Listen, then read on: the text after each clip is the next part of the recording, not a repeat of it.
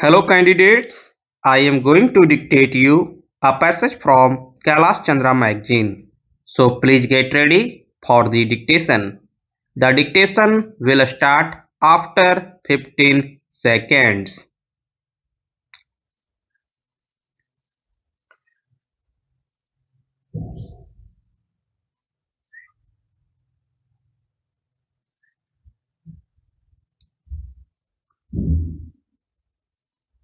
Mr. Chairman, the Finance Minister referred in March last to the difficulty of obtaining the foreign exchange required for the second 5-year plan. He referred to it again in May last, but he said that whatever the difficulties might be, he believed that sufficient resources would be available for the hardcore of the plan. In other words, he thought that certain projects which were included in the phrase hardcore of the plan could be carried through while certain other schemes or projects might have to be left out. His last statement on this subject was made a few days ago in another place. The word that is favored now by the government with regard to the plan is rephasing. The Planning Commission and the government are now engaged in rephasing the plan. The Finance Minister, while referring to this, said that whatever the people spoke of the rephasing of the plan or of the allocation or reallocation of priorities, it meant that a little pruning was implicit in the re-examination of the plan. Now, sir, we should like to know what exactly this rephasing means. The Planning Commission may not have finished its examination of the question, but I think we can be usefully told on what principles the government are proceeding and what is the extent to which a reduction is likely to be made in the cost of the plan.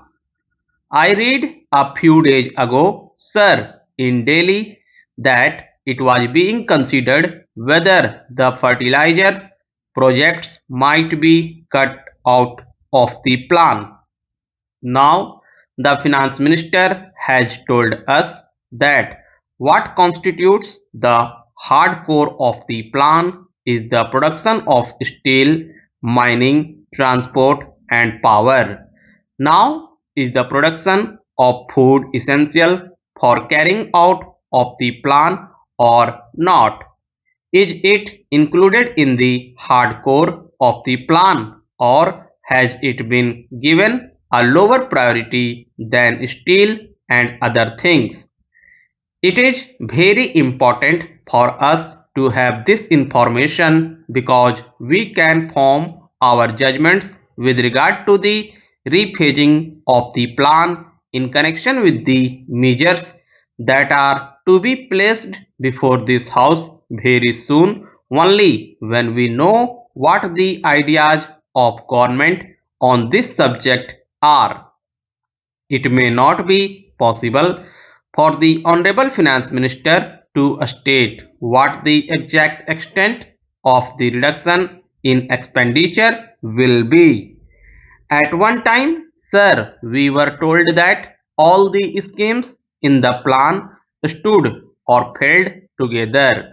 If greater industrialization was needed, it was necessary that more food should be produced, that education should be spread so that people who can understand the latest technological processes might be available and so on.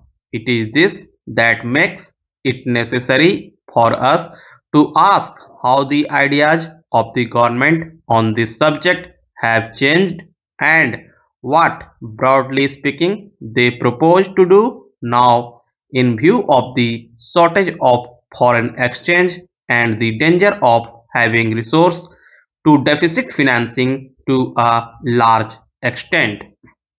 Sir, I referred a minute ago to the importance of increasing food production.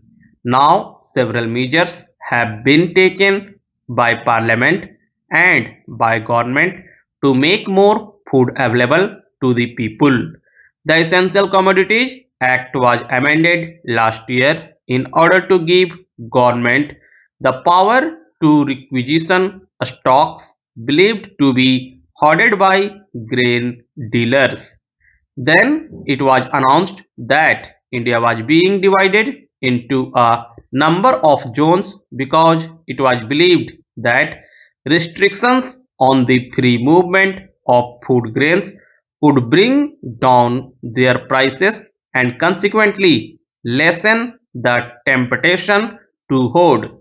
Then, sir, in addition to this, the Reserve Bank asked the scheduled banks to reduce the advances made by them for the purchase of food grains because it was believed that the bank advances were being used in order to buy more and more food grains and hoard them.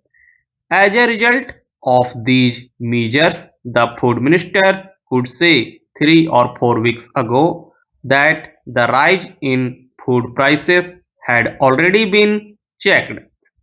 Let us see first how far the production of food has increased and to what extent prices have fallen. I shall take first the production of food.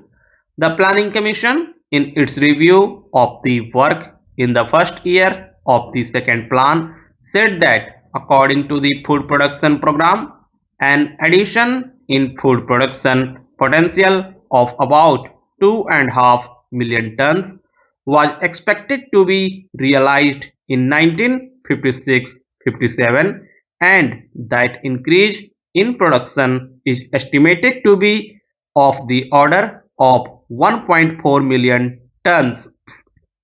The statement made by the Planning Commission depended on the forecast made at the end of April by the Food and Agriculture Ministry. But a week later, the Food Ministry claimed that the production of food was not 66 million tons but a little over 68 million tons. There was a difference of about 2 million tons in the two estimates made at an interval of a fortnight.